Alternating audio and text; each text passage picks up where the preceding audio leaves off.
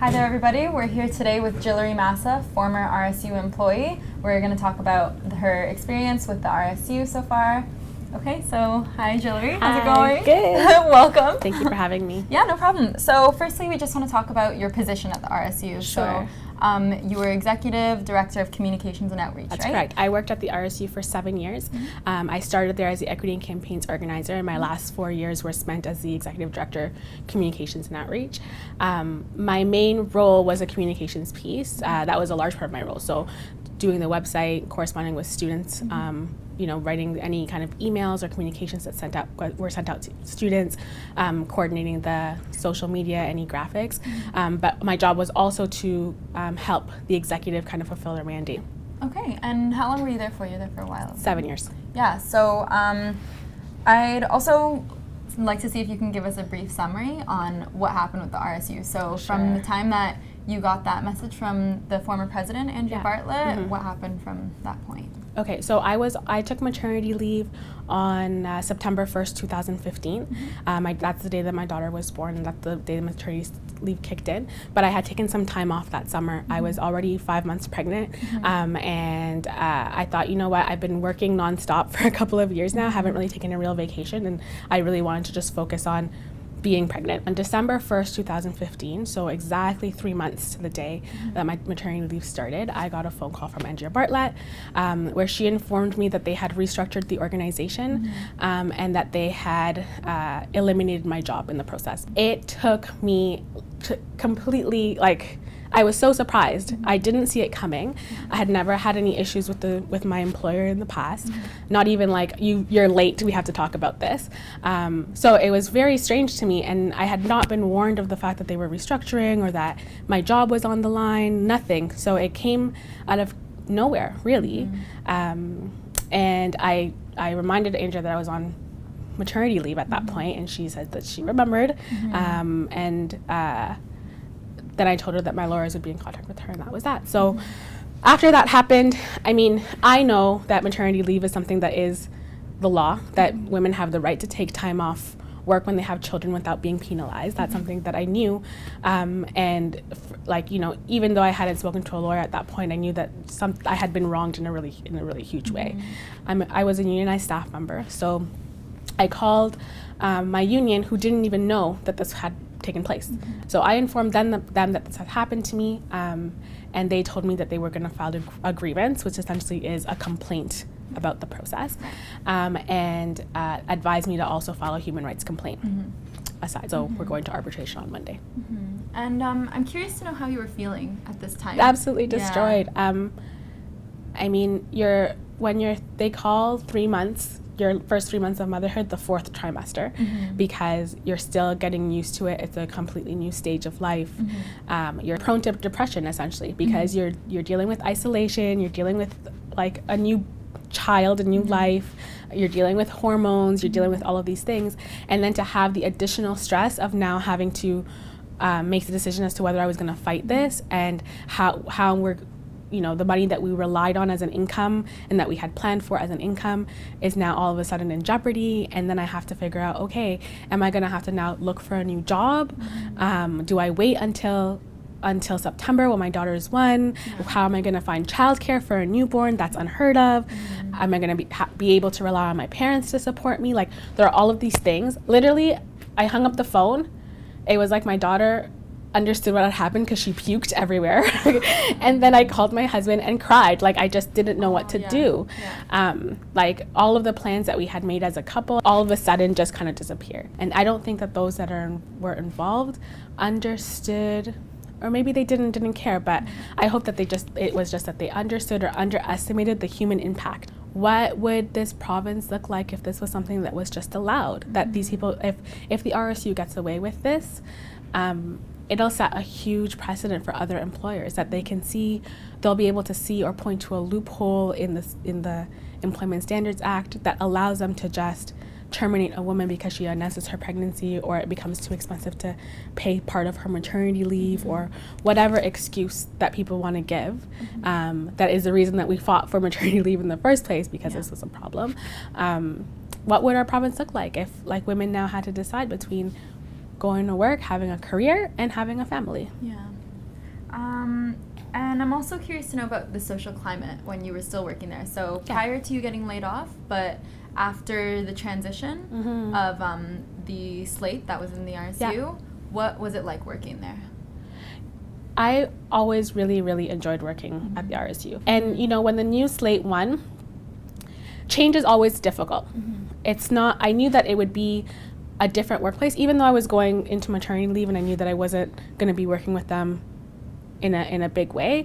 You know, I even had a conversation with my staff at that point to say, hey, it's going to be different. People are going to come in with a different idea of how the organization should run, different idea of events and initiatives, but we have a job, and our job is to work with the executive to fulfill their mandate. I also wanted to ask, when Dina Skversky took over your position, and she was laid off for the second time, right? Yeah, so how did people respond to that? How did you respond to that? I was really sad for Dina because, I mean, I know the stress of it happening once, but then to happen twice. I know that there was some contention or issues around her going back to her original position because she was the used book coordinator originally. And then that was resolved and she was happy to go back to work like anybody would be. And then for a couple of months later, for that to just be taken away again. So essentially what it came to was that they're only going to use part-time positions now, right? So that was why your position and Dina's position were eliminated. So how do you see yourself getting back in the RSU? Do you think it'll be in a full-time position, or do you think that's just impossible? I mean, I'm going to leave that for the arbitrator to decide, but looking at it from the outside, it wasn't that they just eliminated my job, right? They hired a general manager, or they created a general manager position, hired their friend into it the day before, and then the next day I was fired. And the general manager position, as far as I know, has some things that were not part of my job, that I wasn't warned, that I wasn't told, hey, we're doing an audit or we're reviewing the organization and your job is being questioned. You know, I wasn't warned. And then I wasn't even told, but we're creating this other job that's very similar to your job. That being Natasha Campagna's general manager position. Exactly. So Natasha's job, I wasn't told, there's this other job that we're creating that looks very similar to your job. Maybe you want that one instead when you come back. Perhaps you want a first right of refusal. Maybe you even just want to interview for it, right? Those were things that were not offered to me. I wasn't, another way that it could have been done was, hey, we took a look at your job description and we think that there's some things that should be added. Can we sit down and have a conversation about how those things can happen, right? Like, they have every right to reorganize the organization. I'm not disputing that. Like I said, change is hard, but change happens. And they have every right as a new executive team to come in and say, hey, we want to switch things around. That's within their right. They have the right to do that. But I have a right to go on maternity leave and come back to my job. The Employment Standards Act, in my opinion, is super clear. It says if you can't fire a woman that's on maternity leave, and if her job is, or she has a right to come back to her job or something comparable if her job doesn't exist. In this case, my job didn't exist, and the something comparable was the general manager position that Natasha Campagna has. So to me, it's crystal clear. Okay. And I also want to know about how all this campaigning has affected your maternity leave. It means that I'm not at home watching my child. It means that, I'm very fortunate that I have my mom and my mother-in-law that are young enough and vibrant enough to be able to help me with childcare. So super privileged in that sense. But it means that I'm missing out. It also, I was never somebody who held on to stress or who had anxiety or anything like that. But I find that I've been experiencing panic attacks. I've been experiencing just a lot of stress that distracts me from being present for my child. And I try my best with her. I try to spend as much time as I can with her, but I'm pulled in a bunch of different directions because I'm also thinking about having to fight this and the stress of now my maternity leave expired on the 6th of September. So now I'm where do I go from here? So on social media and on the articles and the op-eds, people have been saying that your case is related to sexism and racism. So your human rights complaint, it is on the grounds, or at least part of it, on basically just gender, right? Like sexism. Yeah. So could you explain to us how it relates to sexism and racism? So my human rights complaint is on the basis of family status. So it's the idea that I had a right to maternity leave. I had a right to have a family and have family obligations and take time off. And because of that, my family status, I was denied access to something, and in this case it was a job. I can't point definitively and say yes, those things played a part, because I never really interacted with the executive team. Like I said, I left a couple weeks before they actually started. We interacted once or twice. So there's no like things that happened in the workplace that would lead me to believe that they are sexist or racist or whatever. But I think that the fact that I was the only woman on maternity leave and was the only one that was fired, that I was replaced by a white woman, and I was a woman in hijab, very visible Muslim, a black woman that was the only one that looked like me working in the workplace and was the only one removed, and that, you know, we live in a society that while maternity leave is a right, and we like to believe that like women don't have to make choices about careers or advancing their careers and having children, that those are realities. The impact that it'll have disproportionately because I'm a woman, because I'm a woman of color, because I'm a Muslim woman, that there's a different impact for me that there would be on, say, if they fired a white able-bodied male. I also wanted to ask, how do you think that your campaigning will affect mothers' rights in the future, or perhaps mothers who may be going through the same thing right now? How do you think they're affected by all of this? I mean, I hope that at the very least it'll provide other women doing similar things the courage to come forward and challenge their employer.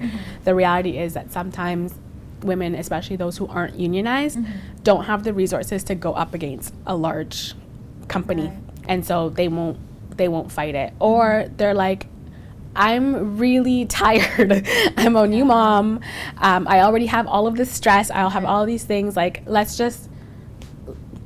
just move on, right? Been moments that I felt that way. I'm not gonna lie. It's a lot. It's a lot on my mental health, but I have a daughter. And I don't think that I could live with myself or look her in the eye when she's older, and with confidence say you have to fight for your rights when somebody's wronged, when you feel that somebody's wronged you, and not have been able to do that myself.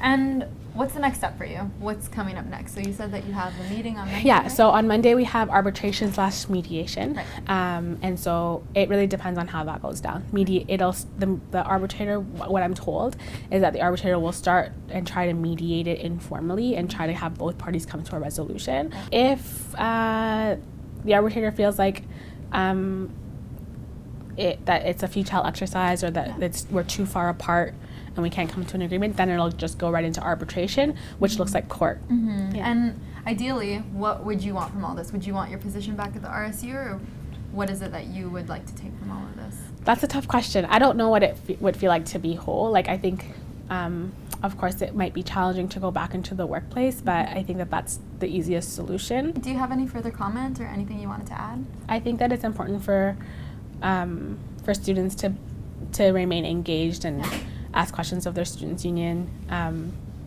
I think that this is, while for a lot of people this might be a reality that is far from their current state, there are a lot of moms that go to school here. There are a lot of young moms, a lot of moms that are coming for retraining. For a lot of people, this could be their reality. And I think that it sets some implications. I also think that it's important for students to remember that it's their money that's paying the RSU's legal fees. So it's not coming cheap to your students' union. I think that's it. Thank you so much again for coming here and being with us today. This has been Sarah Kushel for The Eye Opener.